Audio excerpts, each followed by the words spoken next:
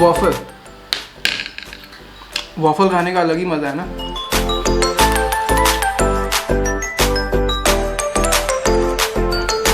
Hey guys, this is Manish, welcome back to the new episode. तो यार, तुम में से काफ़ी लोगों ने मेरे से पूछा था, मतलब मेरे जो पुराने वीडियोस थे सॉफ्टवेयर इंजीनियरिंग वाले, उसके ऊपर बहुत सारे लोगों ने पूछा कि यार सैलरी कितनी है हमारे यहाँ। मतलब सबसे इंपॉर्टेंट टॉपिक हो जाता है कि आप सैलरी बता दो। तो भाई अब एक पर्टिकुलर अमाउंट की सैलरी तो मैं बता नहीं सकता, मैं क्या तुम्हें कोई नहीं बता सकता, ठीक है।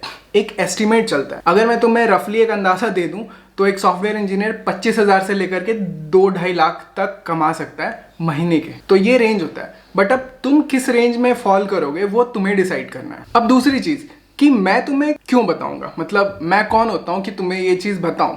तो भाई मैं खुद एक सॉफ्टवेयर इंजीनियर हूं और मैं इंडस्ट्री में काम कर रहा हूं। मेरे काफ़ी सारे फ्रेंड्स हैं जो अलग अलग कंपनीज में जॉब करते हैं और उनके एक्सपीरियंस मेरे एक्सपीरियंस से मैं तुम्हें ये ज्ञान दे सकता हूं। तो मैं एलिजिबल हूं, ठीक है। तो गाइस, अगर मैं बात करूं सॉफ्टवेयर इंजीनियर की सैलरी इन इंडिया, तो वो 3 चीज पे डिपेंड करेगी मेरे हिसाब से। पहला चीज होता है कि तुम्हारा एक्सपीरियंस कितना है। The more you have the experience the expensive you become, ये चीज होती है, ठीक है। तो जैसे जैसे तुम्हारा प्रोग्रेशन होगा इंडस्ट्री के अंदर, तुम चीजें सीखोगे, तुम सीनियर सॉफ्टवेयर इंजीनियर बनोगे, टेक लीड बनोगे, आगे मतलब तुम जैसे जैसे प्रमोशन होते जाएगा वैसे तुम्हारी सैलरी भी ग्रो करेगी। तो ये एक चीज़ हो गई। जो दूसरी चीज़ है वो होती है कि तुम्हारा टेक्नोलॉजी स्टैक क्या है, ठीक है। कि तुम मतलब कौन सी टेक्नोलॉजी में काम करते हो। क्या तुम एक जावा डेवलपर हो, तुम PHP डेवलपर हो, या तुम एंगुलर डेवलपर हो, रिएक्ट डेवलपर हो, या तुम फ्रंट एंड के मतलब पूरा फ्रंट एंड डेवलपर में आते हो, या तुम बैक एंड डेवलपर में आते हो, तुम बिग डेटा में आते हो, तुम डेटा साइंस में आते हो। मतलब काफ़ी वास्ट है चीज़ें, ठीक है। तो अब इस चीज़ पर भी डिपेंड करता है। अब अगर तुम एक ऑब्सोलीट टेक्नोलॉजी में काम कर रहे हो, फॉर एग्जांपल मेन फ्रेम्स में, तो ऑब्वियसली तुम्हारी सैलरी इतनी अच्छी नहीं होगी as compare to a full stack developer या जावा डेवलपर। तो उसमें वो फ़र्क आएगा, ठीक है, क्योंकि मार्केट में उसकी इतनी डिमांड नहीं है। और जब इतनी डिमांड नहीं है तो ऑब्वियसली तुम्हारी हायरिंग भी कम होगी, क्योंकि कंपनीज को ज़रूरत नहीं है और इसीलिए सैलरी थोड़ा कम हो जाता है। तो एक चीज़ तो ये हो गई।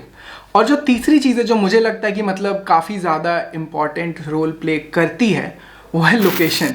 कि तुम बैंगलोर में हो, तुम पुणे में हो, तुम हैदराबाद में हो, तुम दिल्ली में हो, तुम कहाँ काम कर रहे हो। मैं अपने काफ़ी फ्रेंड्स को जानता हूँ जिनका कि लोकेशन के हिसाब से उनकी सैलरी वैरी करती है, ठीक है।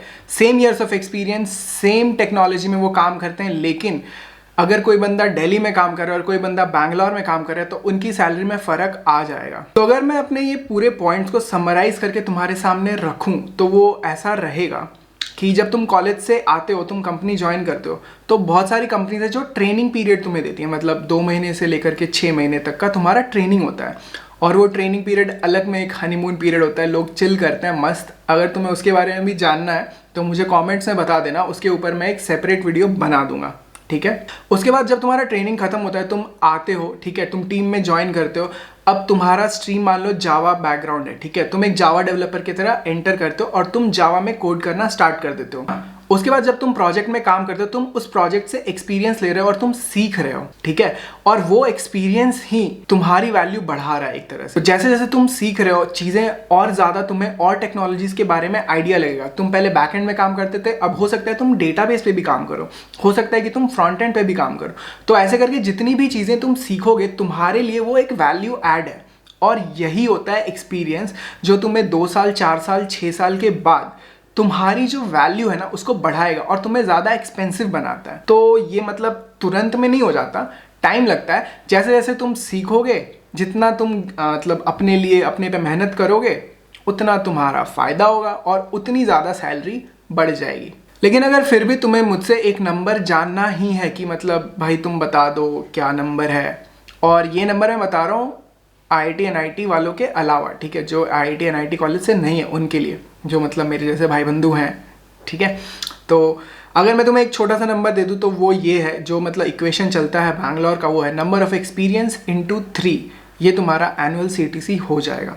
मतलब अबाउट, किसी का कम भी होता है, किसी का ज़्यादा भी होता है, तो वो सारा मतलब एक्सेप्शन केसेस है। अब जिन्होंने मेहनत नहीं की अपने स्टार्टिंग के करियर में, तो वो थोड़ा पीछे रह जाते हैं।